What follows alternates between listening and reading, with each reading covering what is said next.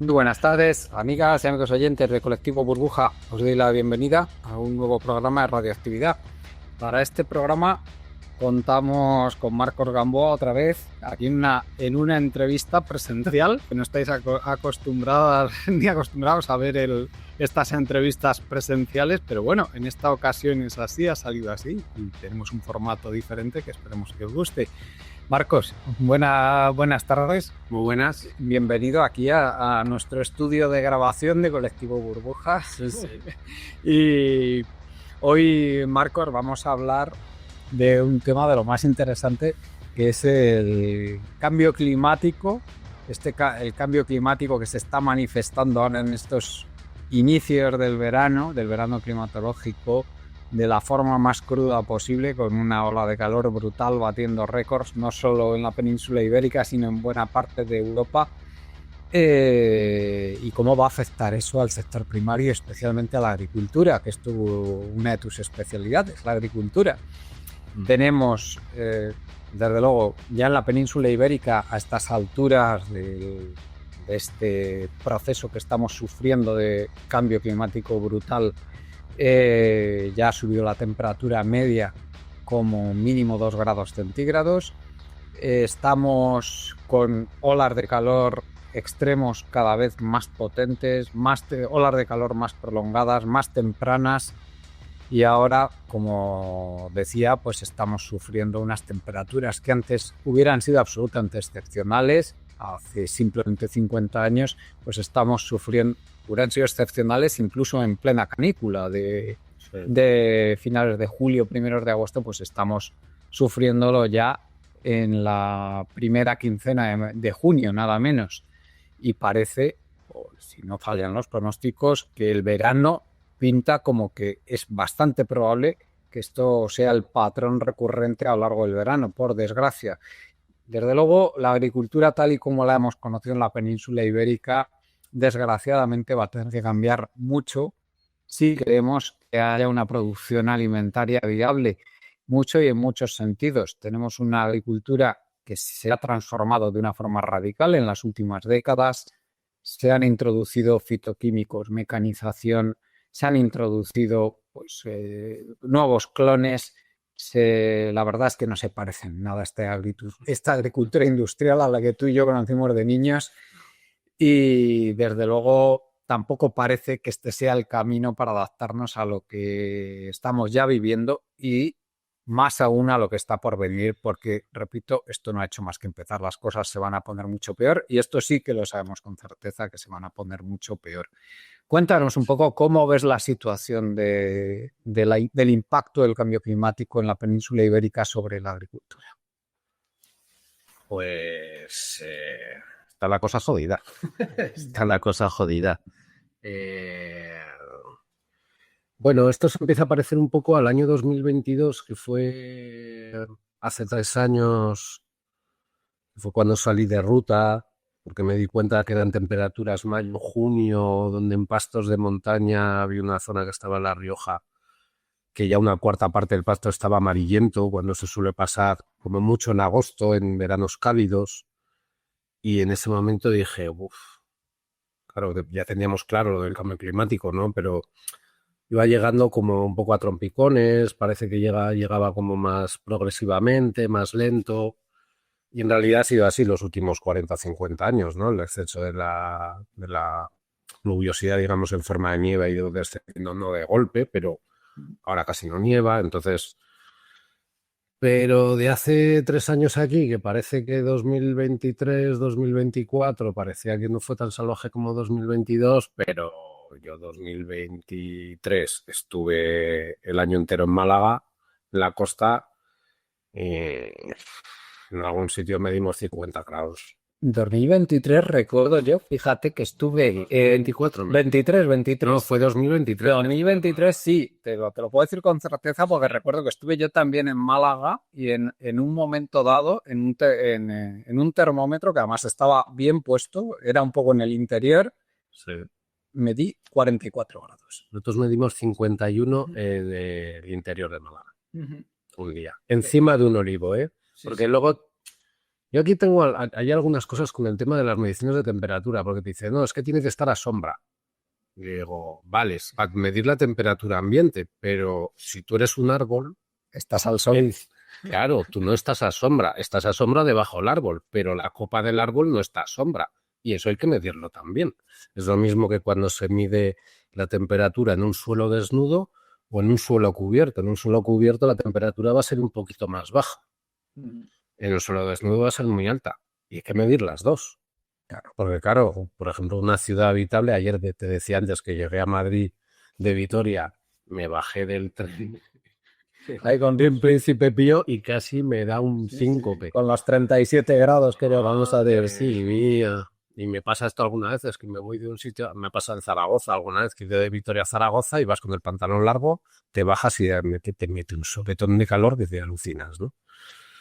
Eso hace 3 años se veía como esto. Y ahora, yo creo, tengo la sensación, y también por los indicios que he ido viendo, y gente pues, más experta que controla de clima, parece que este año va a ser peor que 2022. Pero esto no quiere decir que 2023 y 2024 hayan sido años como hace 50 años, porque no lo han sido. Han sido, o sea, los inviernos ya no son lo que eran.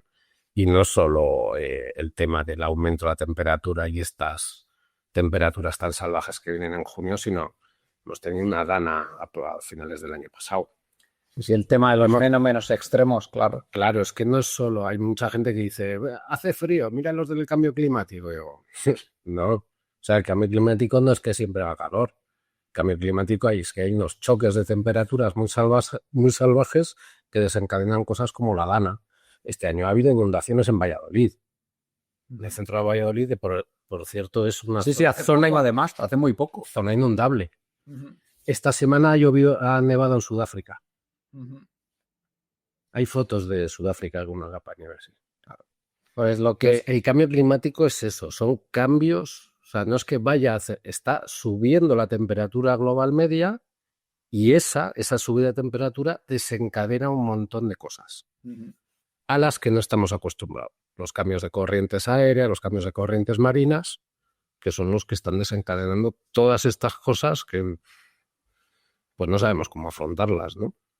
Porque en realidad es difícil de afrontar una dana si a ti te caen 700 litros por metro cuadrado en un día, por mucho bosque que tengas y mucho tal, 700 litros por metro cuadrado, cualquiera que esté en su casa, que mida 1 metro cuadrado en el suelo, que levante 70 centímetros de altura y que se dé cuenta que eso, multiplicado pues por todo el territorio que sea, y que las cuestas y las pendientes llevan ese agua, por ejemplo, a la dana, y tienes riadas de 2 metros de altura en las calles.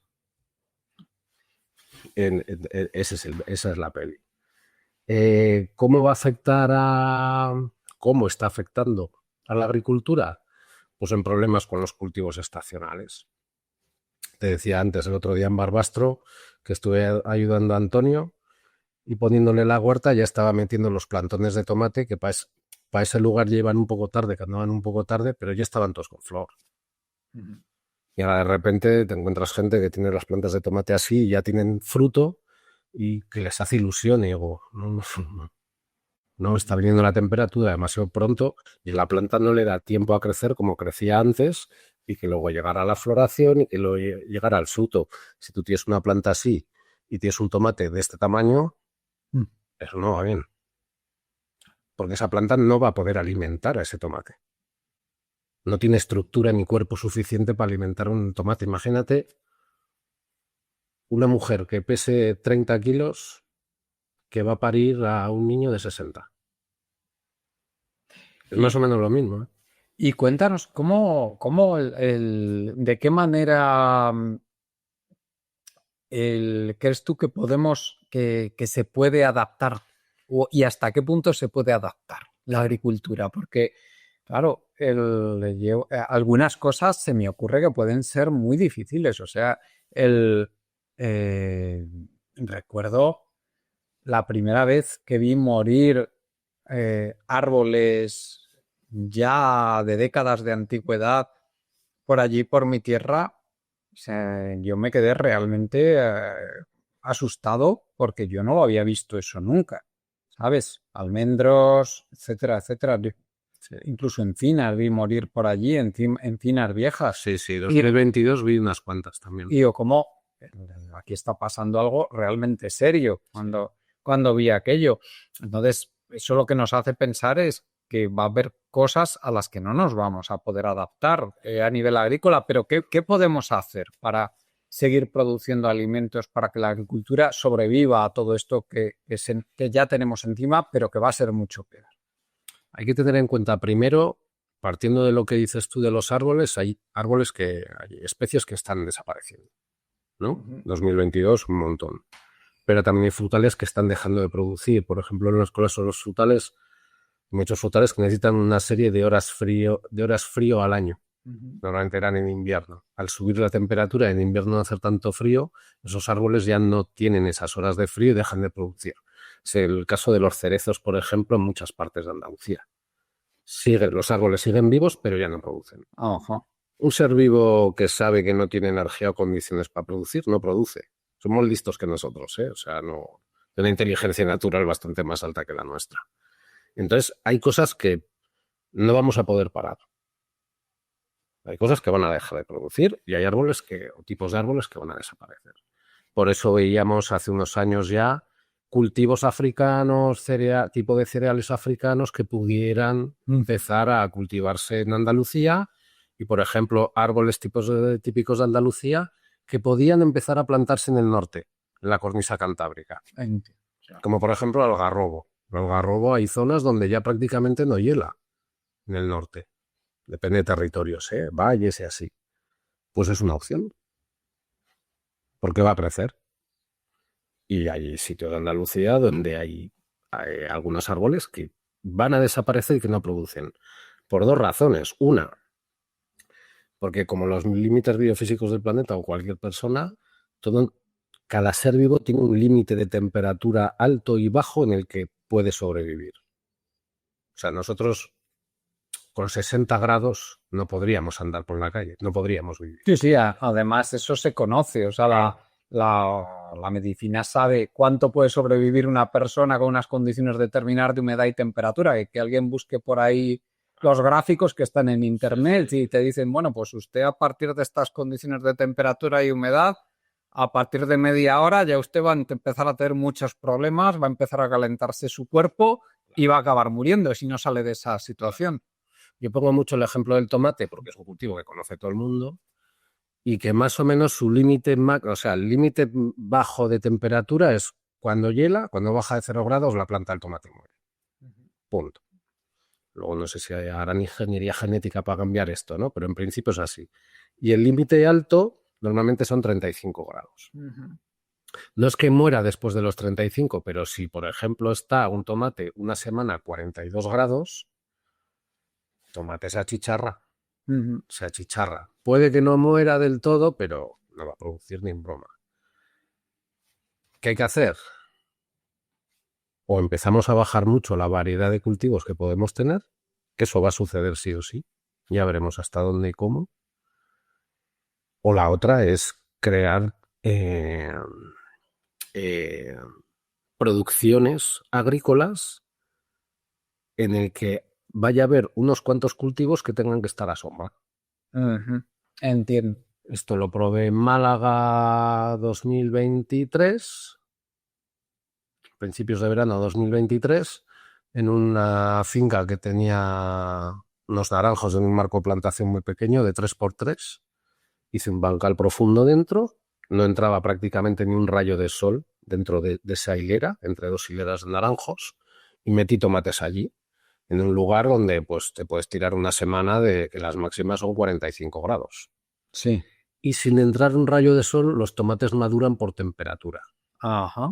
Pero claro, debajo de esos naranjos, de esas copas, y eso que el naranjo no es el que mejor baja temperatura, porque no es un árbol excesivamente grande, claro, de 45 grados a 35 grados es poder producir tomate o no producir tomate. Es así de sencillo.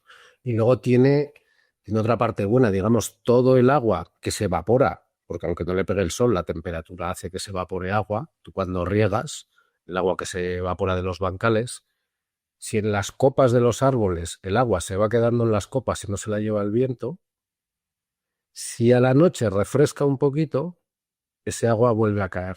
Por lo tanto, crea una humedad que todavía refresca un poquito más el ambiente. Me entiendo. Para mí el futuro, digamos, de las 3/4 partes de abajo de la península a día de hoy es empezar a trabajar con temas de agroforestería, en permacultura se le llaman bosques comestibles, pero ya no por la idea de los bosques comestibles de jugar con distintos volúmenes, asociaciones, por temas de fertilización, de simbiosis y demás, sino porque es que físicamente, si vas a tener una semana de 45 grados, hay muy pocos cultivos que resistan. En 2023 hablé con muchos hortelanos profesionales y semiprofesionales que en julio y agosto abandonaban la huerta. Porque no les... La gente piensa, es que no, tienes que regar más, vamos a gastar mucho más en agua. Y no tiene nada que ver. Tú le puedes echar todo el agua del mundo, pero tiene que ver con el límite de temperaturas que tiene el cultivo. Como si le echas 50 litros de agua al día a una planta de tomate, no es un problema de agua, es un problema de que la temperatura es tan alta que ya no puede sobrevivir. Pero, y todas esas zonas que hoy día son agrícolas, pero no tienen esa cobertura arbórea, ¿qué se hace con ellas? ¿Cómo va con este cambio climático? ¿Cómo vas a conseguir que allí haya árboles? Que empiecen a plantar cuanto antes. Hace ese mismo, 2022 fue cuando hice la ruta, la agroecología en ruta, que estuve en un montón de sitios. Uno de los sitios donde estuve fue en Navarra, cerca de Iruña, que es ellos hacen cereales así específicos como chía y lenteja roja y así, porque hacen hamburguesas veganas. Y claro, decía, vale, con el cambio climático, digo, ¿os imagináis los cereales creciendo a sombra? Y decían algunos, qué exagerado. Digo, no, la tendencia es esa.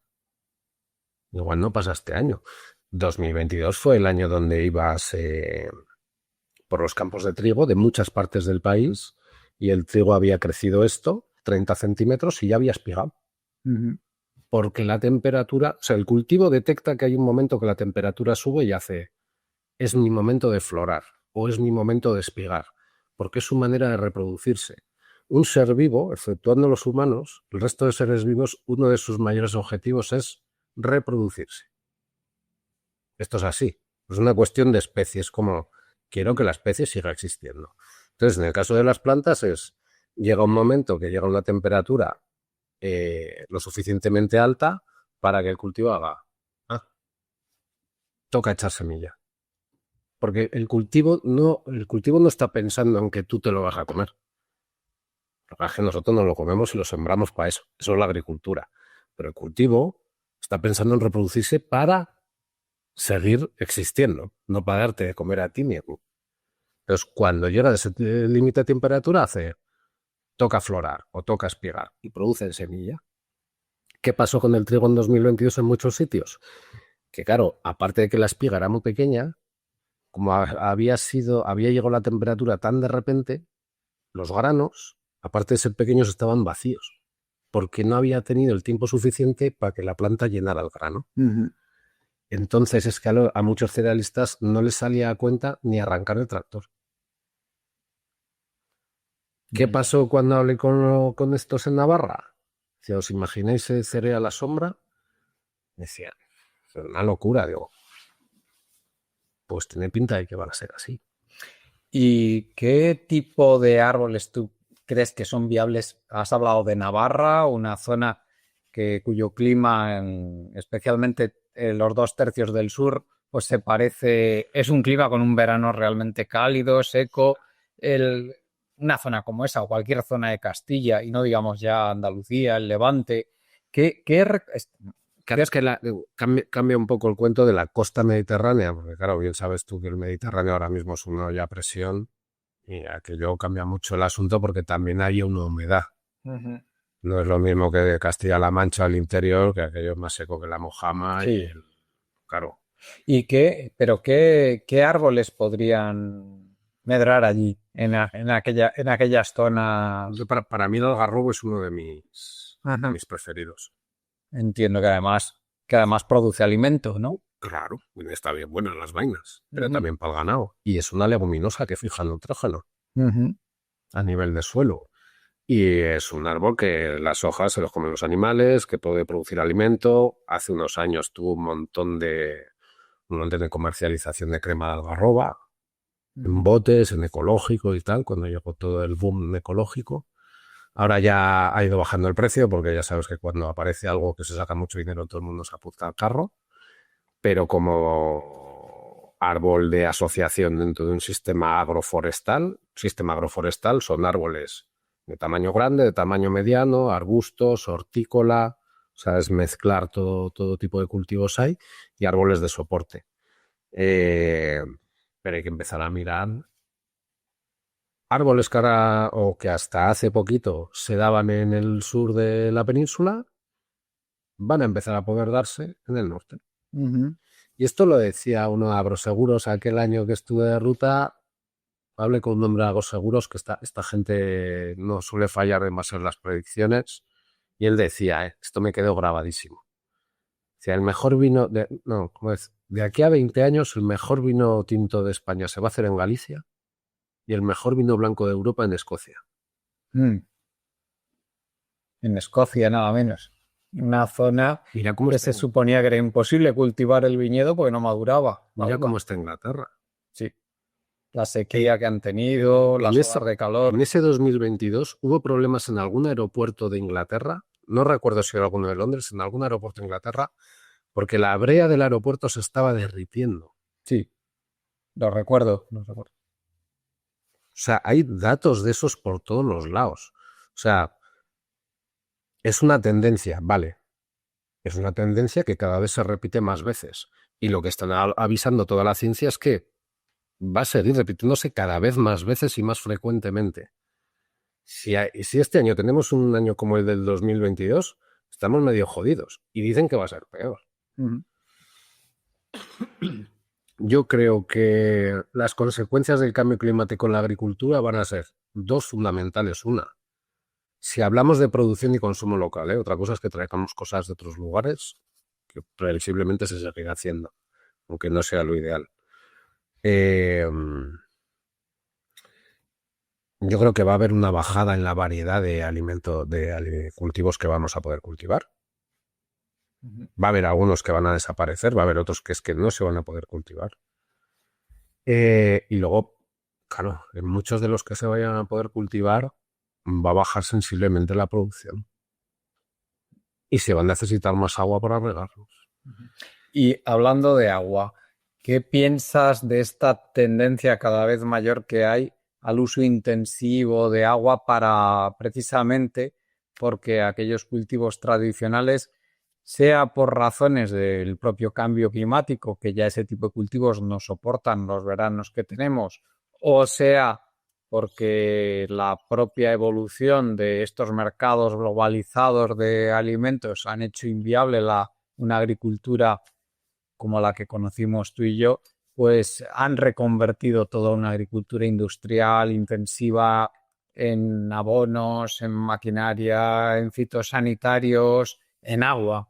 Especialmente en agua, yo creo que es lo más preocupante en la mayoría de la península, ese uso intensivo de agua, y cada vez se quiere usar más agua.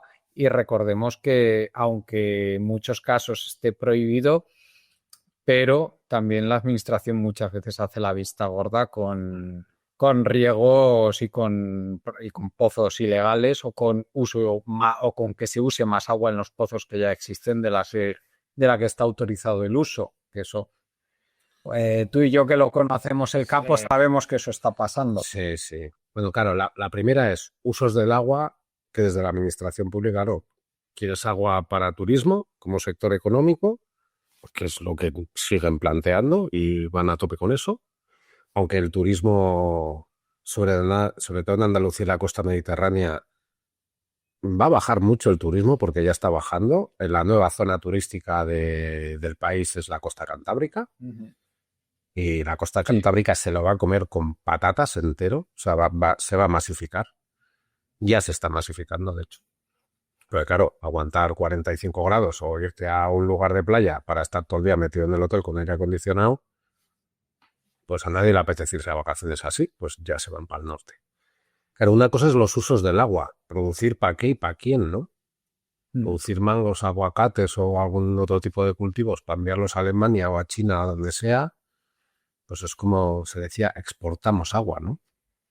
Porque ese agua riega esos cultivos, que ese agua forma parte de esos cultivos y se lo comen en otro lugar y lo mean en otro lugar, ¿no? Pues si por lo menos lo meáramos aquí, todavía habría un reciclaje de ese agua, ¿no? Pero no lo mean en otro sitio. Entonces exportamos agua literalmente. El 80% del agua español es agricultura y ganadería. Ojo, que la ganadería hablamos el otro día, yo creo que es más o menos suficiente, pero bueno, es que influye también. Pero aparte de los usos, pongámonos en un universo ideal, ¿no? En el Estado español, en que dijéramos, bueno, vamos a cambiar de sector económico principal y en vez del turismo va a ser la agricultura, porque se llama sector primario por algo, ¿no? Y vamos a consumir local y todos estos mantras que se sueltan, que sería lo ideal, pero que no deja de ser un poco de marketing verde, ¿no? A día de hoy, por lo menos. Quitando los usos del agua, dices, bueno, las técnicas, digamos, de los 40, 50 últimos años, de degradación de suelos, de laboreo, de pérdida de fertilidad y demás, todos esos asuntos comprometen mucho la cosecha de agua del propio pueblo. Me refiero, cuando bajan los índices de materia orgánica... Vale. Dejando aparte... Sí, Marcos, continúa, perdón. Dejando aparte los usos del agua y para qué serían, estamos hablando de las técnicas que se han usado en los últimos años que favorecen la erosión de suelo, que consiguen que los suelos pierdan su fertilidad. Cuando se habla de agroecología o de la tan hablada técnicas regenerativas, que sí funcionan, por supuesto, digamos que los índices de fertilidad de un suelo se miden por los índices de materia orgánica, ¿no? Por disponibilidad de nutrientes y variedad, pero sobre todo por acumulación de agua. En teoría necesita regar menos, ¿no? Entonces, claro, las técnicas de la regenerativa, que yo las mezclo con las sabidurías campesinas de siempre, que ha sido usar el estiércol y todos los restos de vegetales, ¿no? Y de desbroces y de zarzas y de cenizas y demás, para meter fertilidad al suelo y que se acumule el agua. Eso está perfecto, pero por mucho que un suelo, y aquí está el gran reto, porque la regenerativa no puede por sí misma solucionar el tema del cambio climático. Por mucho que un suelo acumule mucho agua y tenga una buena disponibilidad de nutrientes, un suelo bien fértil, si hay 45 grados durante una semana y tú tienes tomates y no hay una sombra vegetal encima que baja la temperatura, el cultivo no sobrevive. Entonces, técnicas regenerativas sí, siempre, de ley, con muchos detalles y demás, por territorios y por tipos de suelo, pero si queremos seguir cultivando en verano la mayor parte de los cultivos hortícolas, vamos a necesitar sombras vegetales sí o sí, para eso están los diseños agroforestales. ¿Tú qué recomendarías? Porque un caso que me encuentro por la zona de la que proviene mi familia, que es la Manchuela conquense, que es una zona de veranos muy extremos, una zona realmente seca con precipitación que anda en torno a 350 milímetros al año. O sea, realmente baja la precipitación. Empieza a acercarse al semidesierto. Sí, muy cerca, muy cerca. Una temperatura media anual que en tiempos podía rondar los 13 grados, pero que ahora ya anda más bien cerca de los 16. Entonces, lo que nos encontramos ahí sobre todo es que empieza a haber dificultades para mantener los cultivos tradicionales. Allí, la mayoría que no tiene regadío ya ha tenido que abandonar el cereal. Las leguminosas ya las tuvieron que abandonar hace tiempo, también las leguminosas de secano, que yo eso lo he conocido, cómo se sembraban allí de secano, lentejas, garbanzos, ñeros, etcétera. Los hieros, joder. Pues Acá casi nadie los hace. sí, sí. Y el cereal, allí he conocido de todo, he conocido trigo, cebada, centeno. Pero todo eso de secano se ha tenido que abandonar ya. O sea, no es que digas que el cambio climático me va a hacer abandonarlo. No, no. El cambio climático ya les ha hecho abandonarlo. El viñedo de secano, en parte, como digo, por la presión de lo que es estos mercados globales y también en buena parte por la presión del cambio climático, pues prácticamente no queda y se encuentra en la tesitura de decir qué hacen. Están viendo veranos cada vez peores, están viendo cada vez más difícil mantener sus viñedos que es lo que prácticamente lo que les queda, sus viñedos de regadío, porque cada vez requieren más agua, cada vez ven como el propio viñedo, cuando tenemos 15 días seguidos rondando los 40 grados, pues empieza a tener muchos problemas y la producción baja sustancialmente, la maduración no se produce correctamente tampoco. Suben mucho los índices de graduación alcohólica. Claro. En La Rioja en 2022 ya pasaba que normalmente se hace una poda en verde para quitarle parte de la hoja, también se hace con otros frutales, para quitarle parte de la hoja y que entre el sol directo y que maduren mejor los frutos. En el caso de la uva sube el índice al meterle el sol directo sube el índice alcohólico, ¿no? Lo que es que en 2022 muchos decidieron que la poda en verde se ha acabado.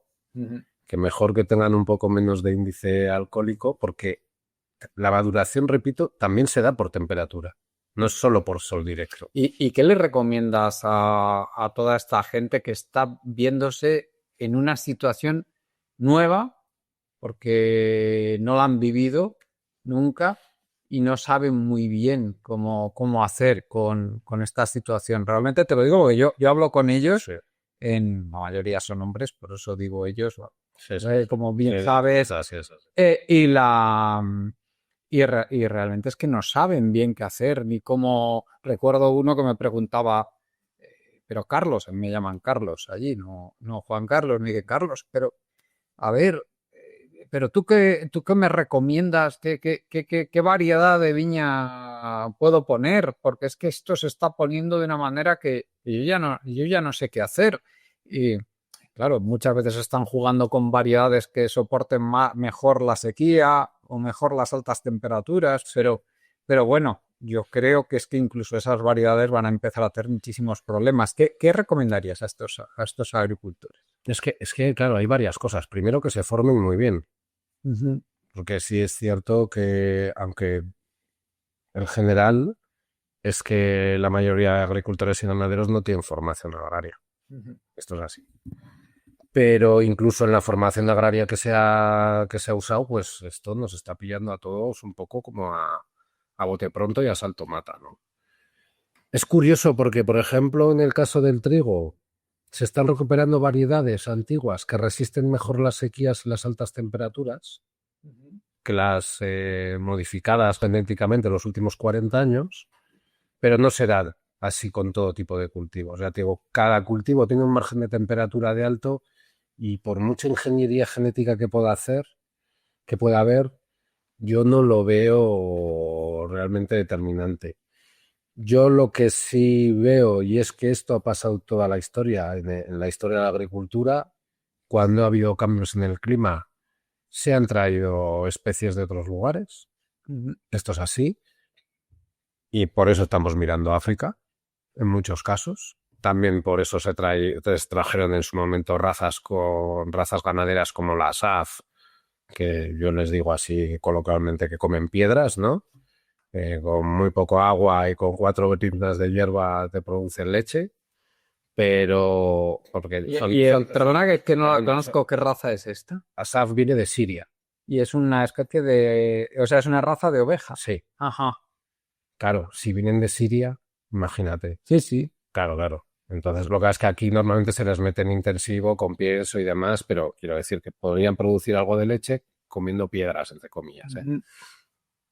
Por eso, por ejemplo, 2023 estuve todo el año en Málaga porque me quise ir a lo que es a la trinchera, a la guerra, ¿no? A la frontera del Sí, cambio sí. climático como venía. Y estuve estudiando mucho agronomía del Al-Ándalus. Ujú. Porque esa gente venía de Irak, Claro. de cultivar en el desierto.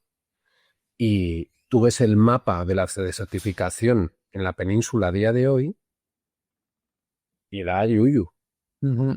da miedo. Estamos hablando de 2/3 de semidesértico. Entonces hay que copiar técnicas de cultivos en desierto. Ujú. Porque me dices, no, vamos a revertir el cambio climático con agroforestería, gestión del agua, vamos a meter técnicas de regenerativa, tal. Todo lo que se pueda hacer va a ayudar, sin duda. No estoy diciendo que no se haga, pero creo que el reto es mucho, mucho más alto que ese. Y honestamente, a mí lo que me parece es que la diversidad de cultivos que se va a poner en la península, si esto sigue así, que tiene pinta que sí, Mm. va a bajar. No, no, es que Va a bajar, es porque es que que ya está sucediendo. Ya es inevitable. Ya empieza, ya no estamos, que yo creo que no se difunde lo suficiente. no. Se dijo, recuerdo que se dijo, empezó a salir en los medios. Hemos llegado, ya hemos tocado techo en las emisiones de gases de efecto invernadero. A partir de ahora empieza la cuesta abajo. En aquel momento, algunos dijimos, o muchos, tal vez, mucha gente del mundo del ecologismo, dijimos, no es verdad, no es verdad, esto es una cosa circunstancial que ha pasado por el tema del COVID, por el... Efectivamente, estamos otra vez en récords de emisiones de gases de efecto invernadero. Año tras año va batiendo ese récord. No, no estoy hablando de concentración de gases de efecto invernadero, estoy hablando de emisiones. Sí, sí. Porque lo de la descarbonización es una mentira Es como todo la mentira. catedral. Con lo cual es obvio que no va a pasar. O sea, ya no podemos contar con ello y ahora tenemos que hablar de adaptación en la medida de lo que se pueda a lo que se nos viene encima, a lo que ya tenemos encima, pero que Mm. es nada más que el principio. Es que aquí, claro, ahora estamos hablando de temperaturas muy altas. Y ese es uno de los problemas. Pero otro de los problemas son los cambios bruscos de temperatura. Claro. Y me parece más difícil ese que el de las temperaturas altas.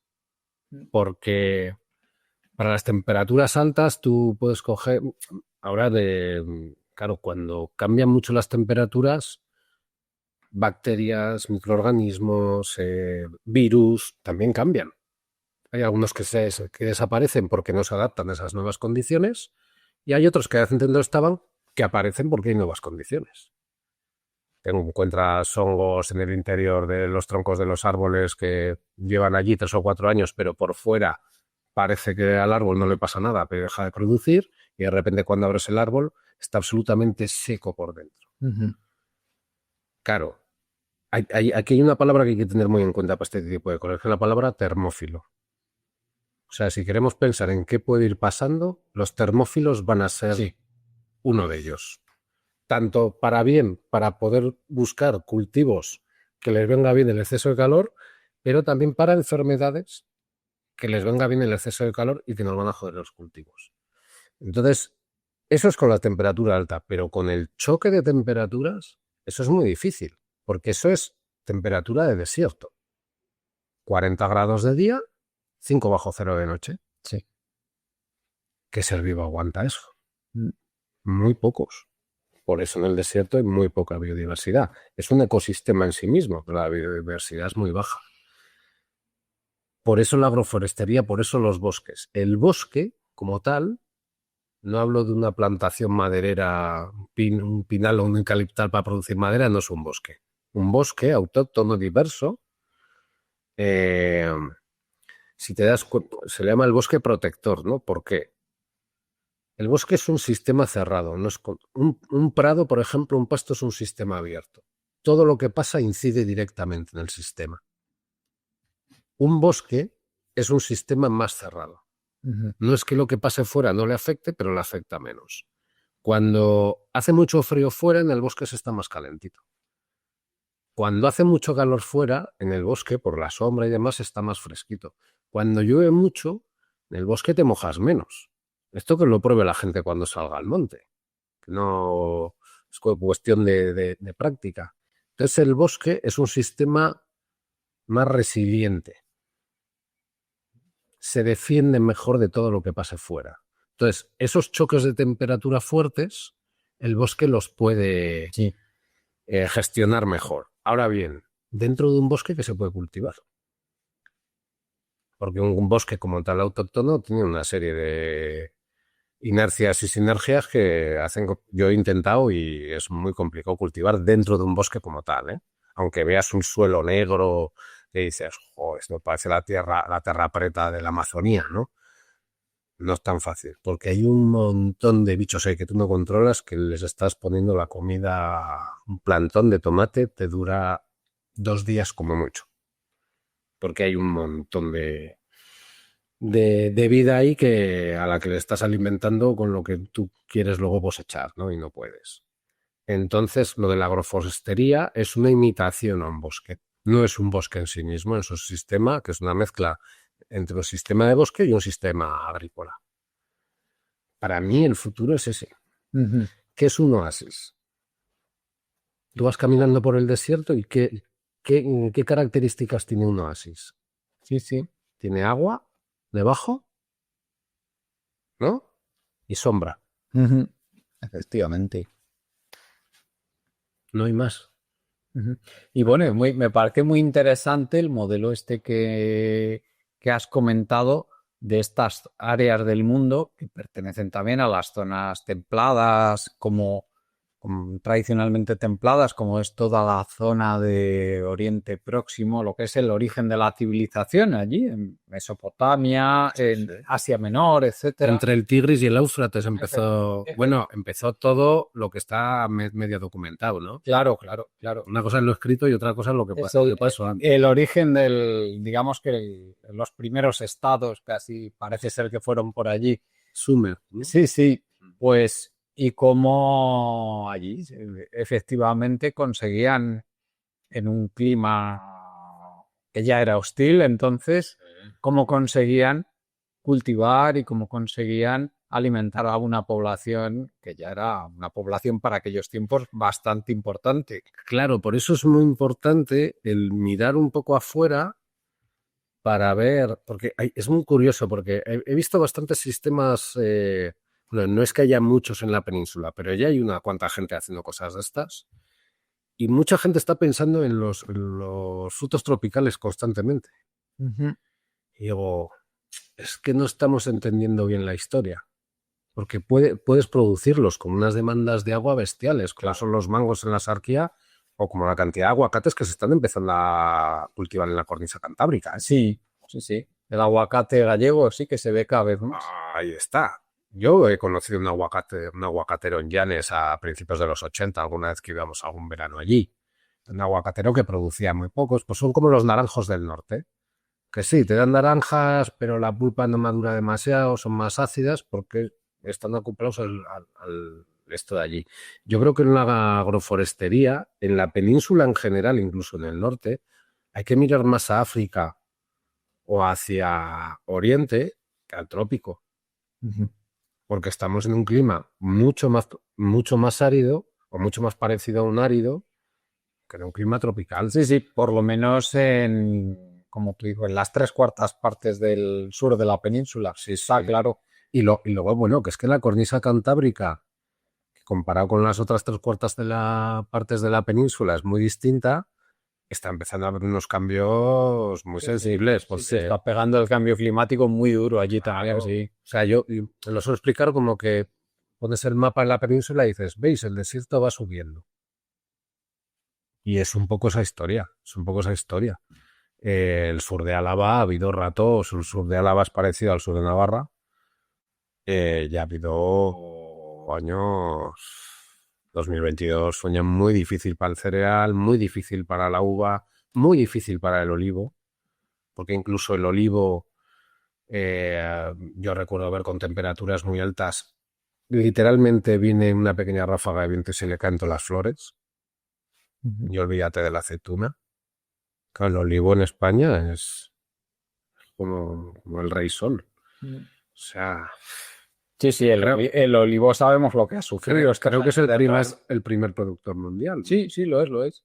Sí, bueno, de hecho, las no malas, horribles cosechas que ha habido en estos 2, 3 años anteriores, o sea, este no ha sido mala. Esta última campaña ha sido una cosecha muy buena, pero los 2 o 3 años anteriores fueron horrorosas. Vamos, han destrozado el mercado del aceite de oliva a nivel mundial. Sí. O sea, fíjate la importancia que tendrá lo que se produce aquí. Fíjate, si nos ponemos desde el otoño de 2024, ya veremos cómo llegamos al otoño de 2025, pero fíjate lo que ha pasado desde el otoño de 2024 hasta aquí. Mira que invierno y primavera lluviosa en general en toda la península, pero salvaje, con episodios Dana de Valencia, con episodios de inundaciones. En Vitoria hace 2 semanas, yo que soy de allí, me pilló además en la calle pantalón corto y sandalias. Dije, ¿sabes que empieza el calor salvaje y todo nublado y haces, este es el típico día de graniza, que hay choque, ¿no? De temperatura caliente con fría. Pues cayeron 20 litros en 20 minutos y tengo un vídeo grabado por ahí, lo colgué creo que en alguna red social.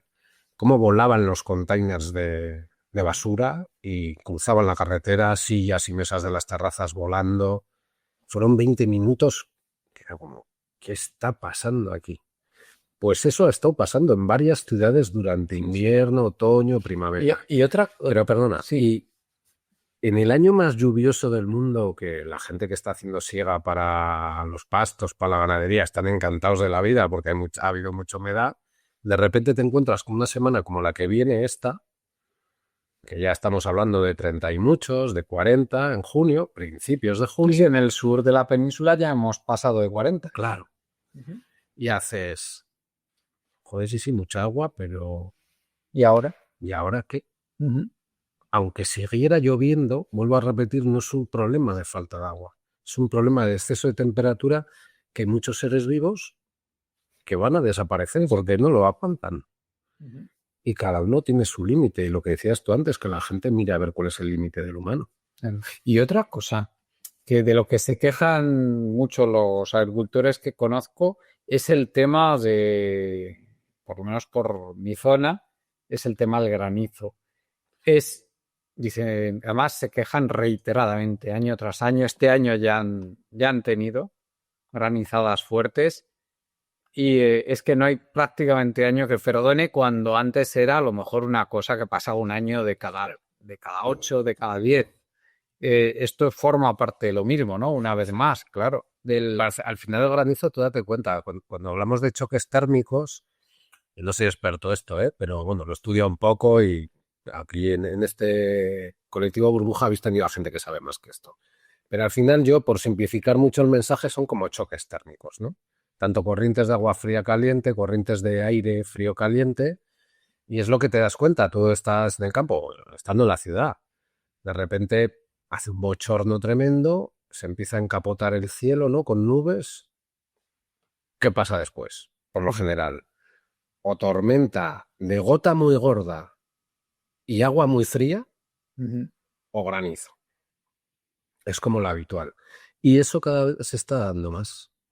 Yo recuerdo hace unos años, no recuerdo el año que fue, pero no hace tantos, ahora como 15 o así, hubo una granizada en Vitoria con unas bolas así, que los talleres mecánicos de todos los coches que estaban fuera en la calle estuvieron casi 2 años trabajando, con listas de espera para arreglar bollos. Y recuerdo estando en La Rioja el año de la pandemia 2020, que metí una huerta para autoconsumo y a los 2 días de terminar de plantarla, en un día cayeron 140 litros de agua y 40 de ellos en forma de granizo. El granizo no era muy grande, pero la huerta se me quedó con esta altura que era solo granizo, parecía que había nevado, pero era solo granizo.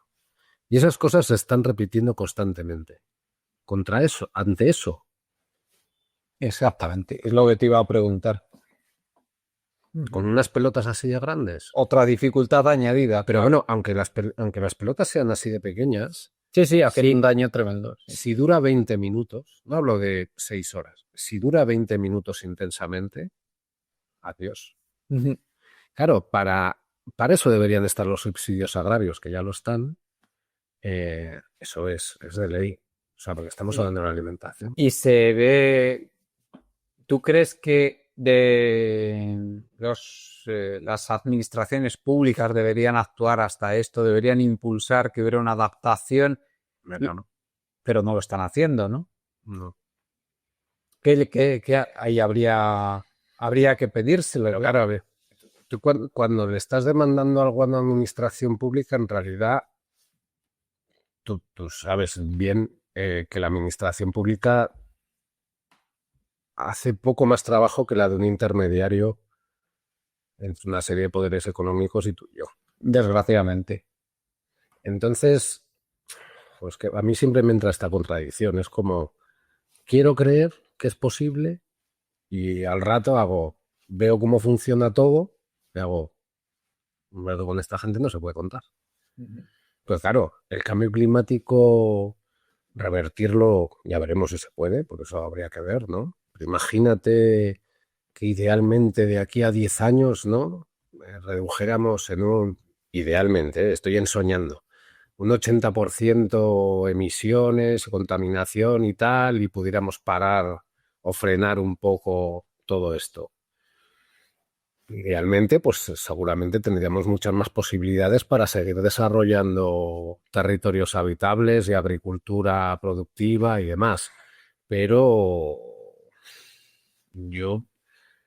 ves la Agenda 2030, en todos los objetivos que tiene. Otra cosa es cómo se cumplan o qué se hagan, pero tú lees la Agenda 2030 haces, todo bien, todo me parece bien. Pues todo el tema de las renovables, sí, hay que ir abandonando el petróleo, tal. Pero tú ves China, descarbonización, cero. Ves Alemania, descarbonización, cero. Ves el tema de la nuclear, que esto es algo que algunas veces he comentado, intento no decirlo mucho en público porque hay gente que se pone tensa. Si tiene que haber una transición ecológica de verdad, de quitar el petróleo a las renovables, en esa transición la nuclear no la puedes quitar porque si no se nos cae todo el sistema energético a tomar por culo. Claro, las renovables no pueden cumplimentar en la parte agraria, no pueden cumplimentar el trabajo de un tractor. O sea, cuando... No, claro, la densidad energética que tiene, tú imagínate un tractor de 200 caballos. No, te tiene que llevar atrás un carro lleno de baterías que ocupa el volumen del tractor, que eso hace que gaste más energía todavía. Es un pez que se muerde la cola. De hecho, para que lo entienda cualquiera, esto lo digo muchas veces, digo, mucha gente ha cogido una desbrozadora de gasolina. Que pruebe con una de batería eléctrica. Claro. Y que me vea la diferencia. A ver si la potencia se puede generar igual o no. Sabes que no. Entonces, ¿hace falta decrecer? ¿Hace falta bajar los consumos energéticos de manera salvaje? Sí. ¿Lo van a hacer las administraciones públicas? No tiene... Hacerlo no lo están haciendo. Si quieres que te diga mi opinión, la democracia liberal no se puede adaptar a esto. Tendría que ser otra cosa.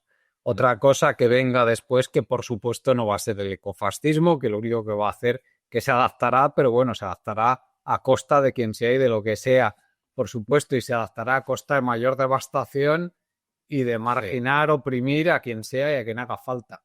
Pero eso no lo queremos, por supuesto. Claro, a mí me gustaría creer, ¿eh?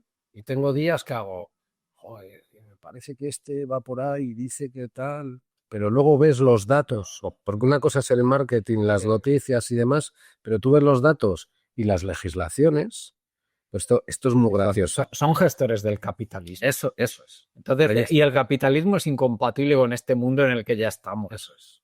Pero el capitalismo es crecimiento económico, el capitalismo es la idea del progreso, es la idea de ir a más, es la idea de las promesas de que vamos a tolerar la desigualdad porque tú vas a tener tu oportunidad y te va a caer algo, porque si no la gente, ¿por qué va a soportar estas desigualdades tan grandes si no es por esa promesa que ya sabemos que muchas veces o casi siempre es falsa del capitalismo?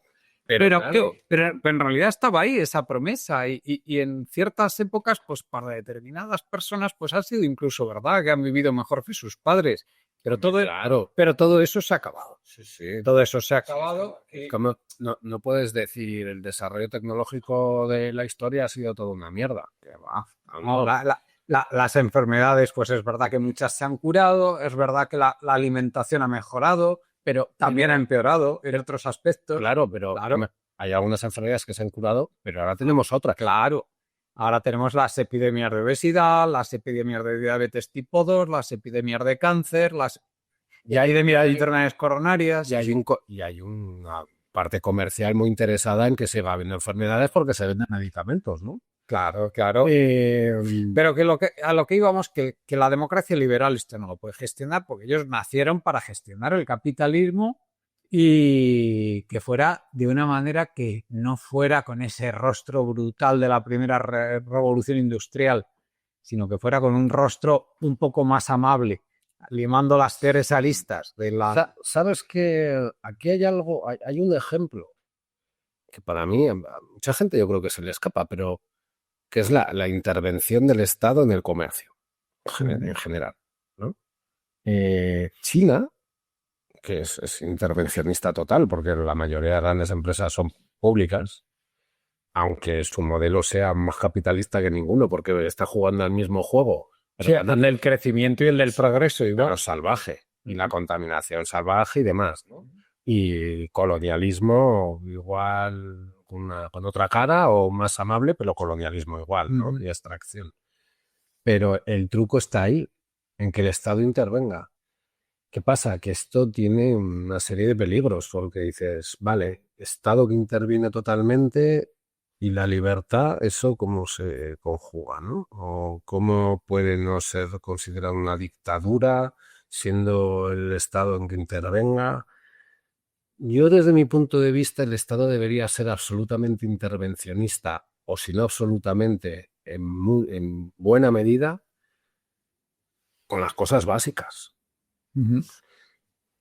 Agua, comida, vivienda, sanidad y educación. Yo pondría algunas más.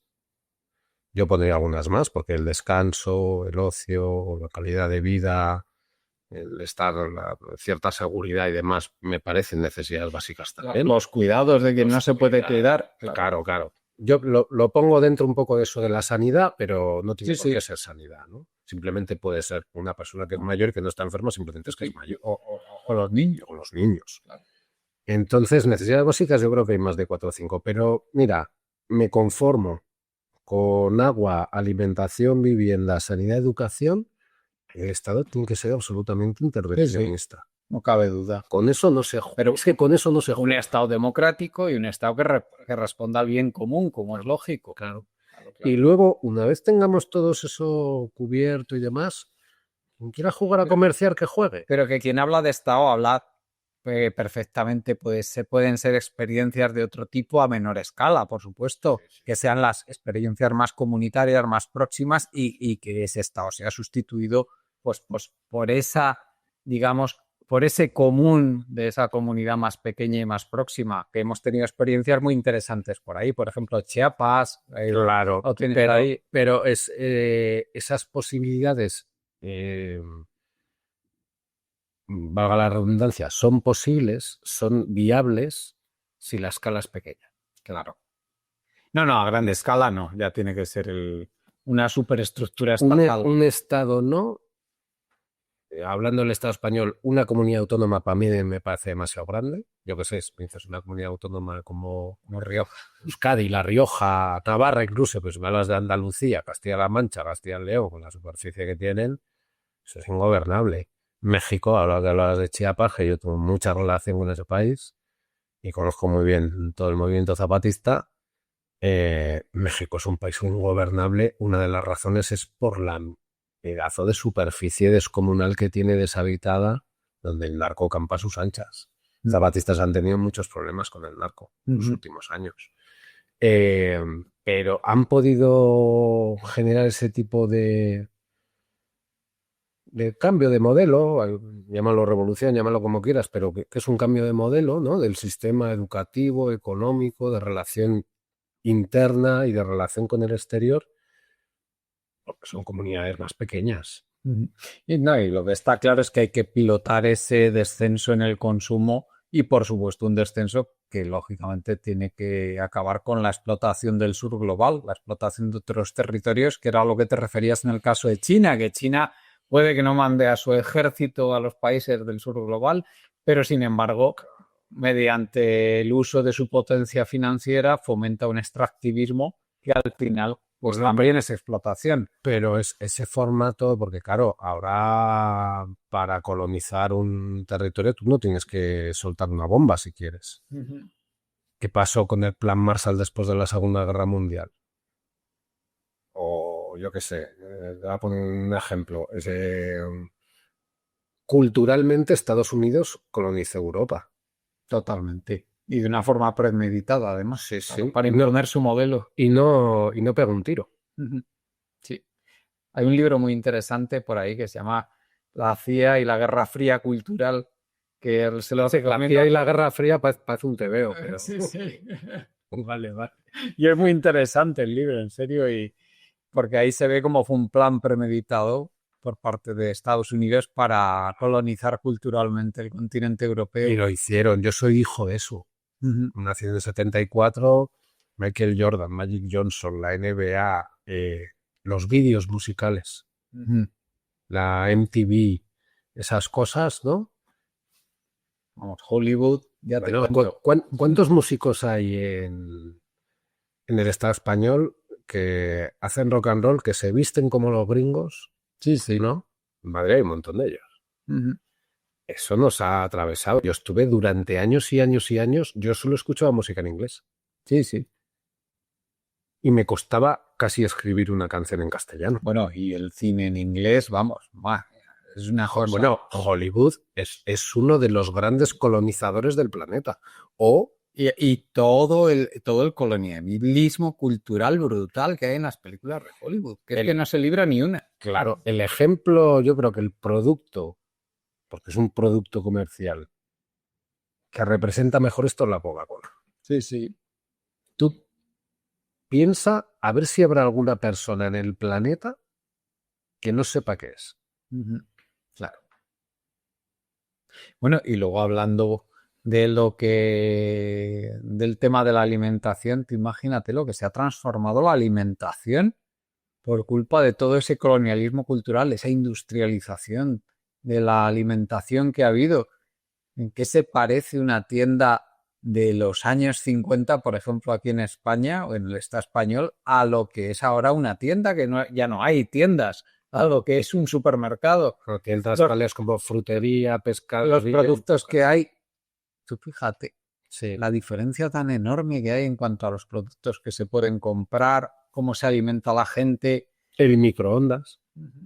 El microondas cambió lo que luego ya fue ¿cómo se llama el robot este que hace de todo? La Thermomix. Sí. Eso ya es el microondas 2.0.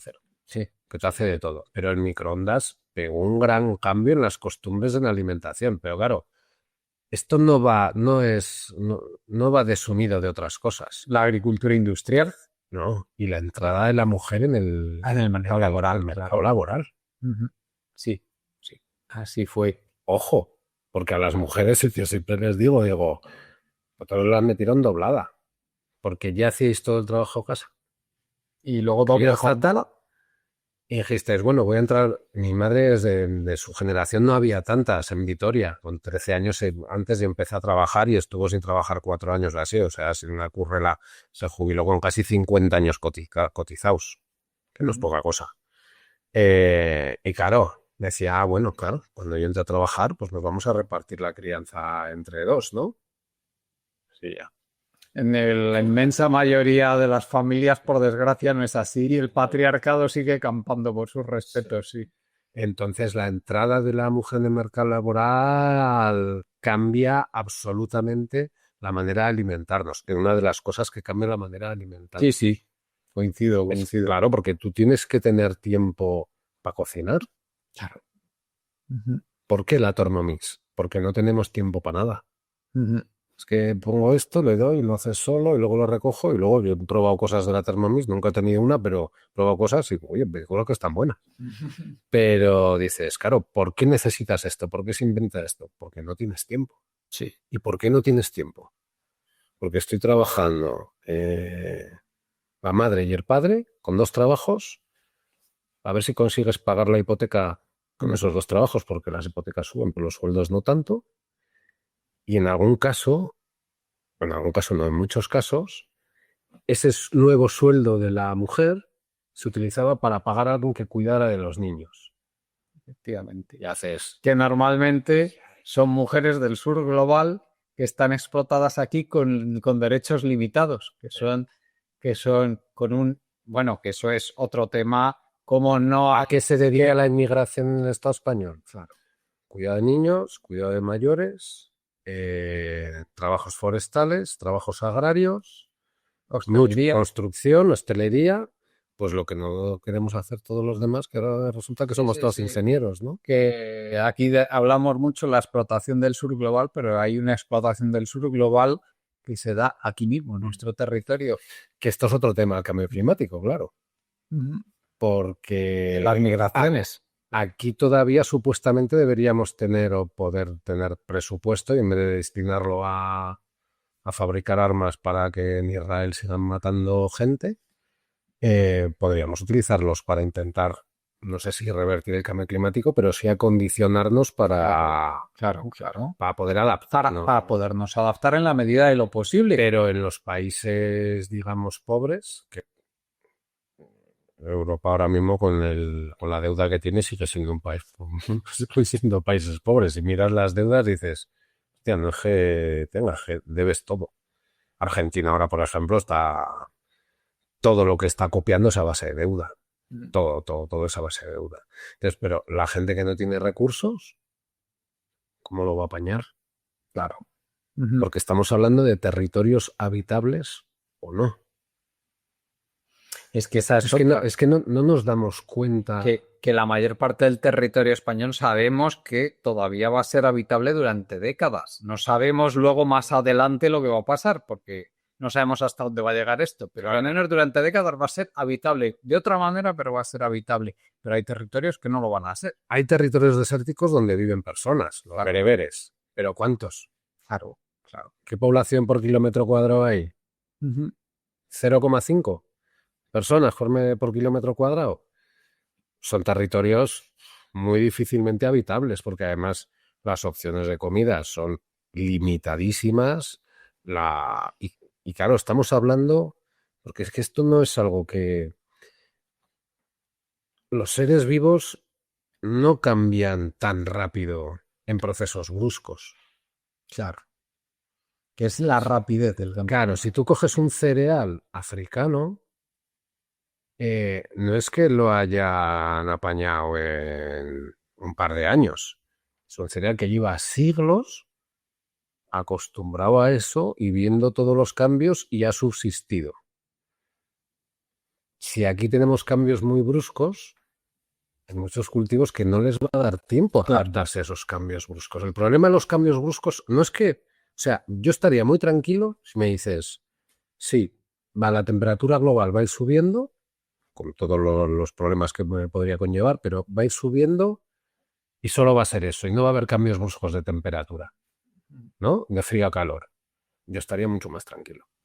O va a ir bajando la temperatura, pero no va a haber estos cambios de temperatura tan bruscos. Yo andaría mucho más tranquilo. Y la velocidad de la subida de la temperatura. La velocidad. Que es terrorífica. Claro, es que cada vez es mayor. Claro, es que no nos ponemos para explicarlo. Es que es cierto que es difícil explicarlo, porque es claro, es que en los últimos 50 años, 50 años es mucho, digo. Hombre, si hablamos de eras geológicas, 50 años no es ni una milidécima de segundo, no es nada. Y 50 años no es nada. Para una especie vegetal, 50 años puede significar muy poco. Y no les da tiempo. Y se está acelerando todo. Claro. Ya va acelerado. Entonces, es que seres vivos que van a morir. Es que está pasando. Están desapareciendo seres vivos y están apareciendo otros. Aquí, desde luego, a nivel global sabemos que las cosas pintan muy mal y aquí, sobre todo, estamos hablando de qué adaptaciones a nivel local podemos hacer claro. Sí, o sea, Ese es yo creo que es tocando un tema tan sensible como es el de la alimentación, como es el de la agricultura, que sabemos que según vayan empeorando las cosas aquí a nivel local para la agricultura es porque se están poniendo también muy mal a nivel global, con unas consecuencias que son difíciles de anticipar, porque eso puede provocar guerras, puede provocar revoluciones, puede provocar disrupción del comercio global, que ya lo hemos estado ahí y ya vimos un amago de eso durante la pandemia, una disrupción del comercio global. Es decir, que aquí estamos hablando de que en un momento dado, a lo mejor resulta que los flujos de alimentos al Estado español resulta que son mucho menores, son muy difíciles. ¿Sabes? Es que eso es un escenario que si el cambio climático mmm, va tan mal como está claro que cada vez más claro que va a ir, pues van a ser cada vez más probables esas disrupciones a nivel global. Estamos viendo esta tensión, el riesgo de guerra mundial que es mayor ahora que de lo que ha sido nunca desde el final de la Segunda Guerra Mundial. Estamos viendo cómo se está organizando en los Estados Unidos un régimen político que no sabemos hasta dónde va a llegar, pero si eso evoluciona de la peor manera posible, va a ser un régimen armado con hasta los dientes y con una agresividad brutal hacia cualquier país extranjero que puede declarar guerras por cualquier lado. Entonces, se nos está olvidando hablar de algo que me acabo de dar cuenta, que es que, claro, el cambio climático es en todo el planeta y algunos sitios vienen peor y en otros vienen mejor.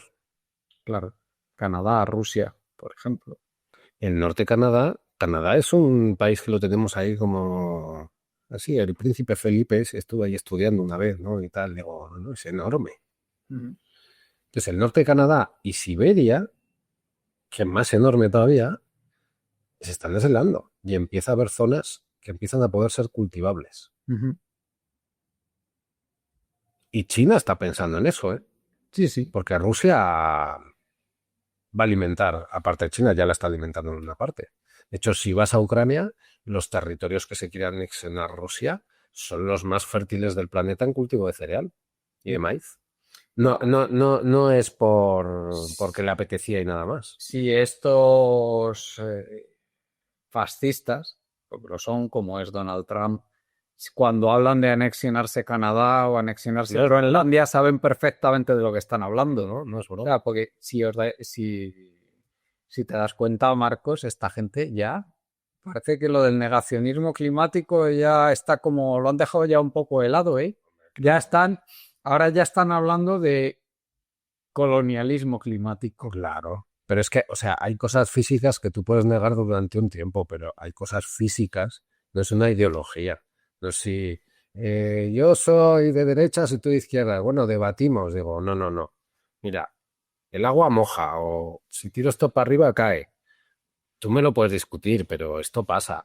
Hay una cosa muy curiosa que ha pasado este año y que no se le ha dado bombo, que ha habido en John Deere, Sí, la gran fabricante de maquinaria agrícola, ¿no? De color verde y amarillo, ¿no? Con gorras de John Deere por todo el planeta de agricultores, se metió este año un hostiazo de ventas muy serio. Ah, sí, no me había en enterado. Estados Unidos. Por una razón muy curiosa, que es la transformación digital de toda la mecánica de los tractores, que también es lo que está pasando a los coches. Claro, muchos agricultores tenían maquinaria.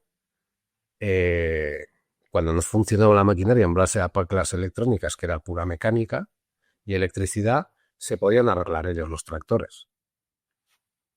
Pero hubo un momento que ya no. Entonces necesitaban esperar a que viniera al campo el mecánico, que más que mecánico ahora mismo es casi un electrónico, ¿no? Y además les cobraban una pasta. Y pararon de currar con los cultivos sin cosechar. Y eso metió mucha presión. Y John Deere se fue abajo. Y fueron los Case, que es otra marca de tractores, y no sé si... Y otra que ahora no recuerdo bien, no lo voy a decir porque no estoy seguro si era ella, que como todavía ofrecían esa parte, digamos, mecánica sin tanta electrónica, volvieron a tener ventas y John se dio cuenta y tuvo que recular. Y pararon la producción un tiempo, ¿eh?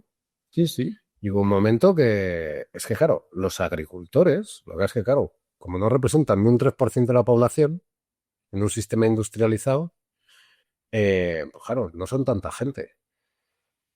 Pero creo que los agricultores también de alguna manera, Sí. así a tropezones, les está llegando el... Hostia, que está pasando algo muy gordo. Sí, el otro día. Pero hay hoy un problema, Sí. que la media del agricultor en el Estado español está casi en 60, sí. Y esa gente está a punto de jubilarse. Y les da jubilarse dentro de 2 años que dentro de 5. Y no hay que olvidar que el sistema agrícola de la Unión Europea, el español también, está mantenido por subvenciones. Entonces, la gente joven que puede hacer el relevo es muy poco, bueno, la gente que ha hecho el relevo es muy poca en proporción a la gente mayor que hay. Mayor, no digo de 50, mayor ya te digo, de cerca de jubilarse. Y a esa gente, en cuanto a lo que es su trabajo, no es que le dé igual el cambio climático, pero en lo que repercute su trabajo, que le quedan 2, 3, 4, 5 años para chapar la barraca, bueno, es más difícil de convencer. Entonces, ahí yo veo un reto. A nivel técnico, sigo diciendo, incluso con cambio climático, no le veo tantos problemas. Sí. Creo que hay un problema social, político y económico de esto. Sí, la agricultura, de todas maneras, el otro día recuerdo, a mí se me encogía el corazón hablando con un amigo de toda la vida, de allí, de mi pueblo. Me decía, pero tú fíjate que yo cuando empecé en esto, él es un pelín más joven que yo, tiene 53 años o 54. Y me decía, cuando empecé en esto, con 100.000 kilos de uva, yo vivía bastante bien. Y ahora es que para vivir como para sacar lo mismo necesito 500.000. Tú fíjate de lo que estamos hablando, ¿eh? Claro. Pero por todas las inversiones que hay, gastos en combustible, gastos en maquinaria, que lo de la maquinaria es terrible, has sacado lo de John Deere, es terrible. El tema de los fitosanitarios, que los precios se han multiplicado por 2 y por 3 en los últimos años. El tema de los abonos, que este año otra vez están terroríficos, los abonos están con una subida muy fuerte, en fin. Pero también tiene que ver el paso de la peseta al euro. Sí, sí. El incremento de los precios de todo en la vida, menos los sueldos o el precio de venta agrícola. No es solo el tema de... O sea, es que ha subido todo. Cobramos básicamente en proporción menos, ¿no? Y ese cambio de la peseta al euro, me parece que ya pasó hace mucho tiempo, no tanto, y se nos pegó un palo. Sí, efectivamente. Pero muy serio, ¿eh? Es que esto de querer ser lo que no eres, querer ser sueco cuando no eres sueco, o inglés o alemán cuando no eres inglés o alemán, cuando quieres ser algo que no eres, los esfuerzos que tienes que hacer son mucho más grandes y normalmente los éxitos son mucho menores. Le ha pasado a todo el sur de Europa, Portugal, Italia, Grecia, Italia, España, los 4 países los ha destrozado el euro. O sea, simplemente Italia ahora mismo la gente vive mucho peor que hace 30 años. En Grecia 3/4 de lo mismo. En Portugal y España pues es prácticamente igual también la situación. O sea, coger cuál era el poder adquisitivo en 1995 contando todo y era no se ha avanzado absolutamente nada y Se ha retrocedido. y para cierto tipo de trabajo se ha ido para atrás. A ver, entonces, Hombre, en proporción a lo que se gana de sueldo medio y lo que cuesta un piso, lo que cuesta la comida, lo que cuesta tal, o sea, hemos retrocedido claramente. El día que pasamos de la peseta al euro, en 24 horas se retrocedió. Pero además, sensiblemente, ¿eh? Sí, sí.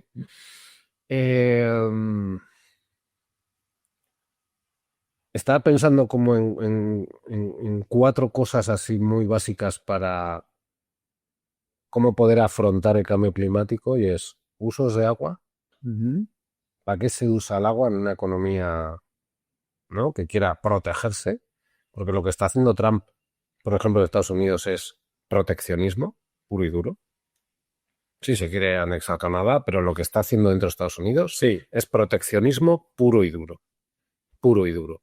Está bajando el precio del dólar, está tirándolo para tener menos deuda, a menos precio del dólar, menos deuda que va a pagar. Y lo que está haciendo es proteccionismo, porque es que nos fijamos en Trump como en la manera que tiene de hablar o lo arrogante que es o tal. Pero fíjate en lo No, la gente que está a su alrededor no es nada tonta, No, sabe lo que está haciendo. Fíjate en los datos y es proteccionismo puro y duro. Y yo creo que la Unión Europea tiene que tirar para ahí porque es que está en la situación muy similar a Estados Unidos. Pero lo que iba, usos del agua, cultivos que vamos a tener que eliminar con el tiempo, pues bueno, van a desaparecer ellos solos. Traer cultivos del sur, no del sur de Andalucía, sino de más al sur todavía.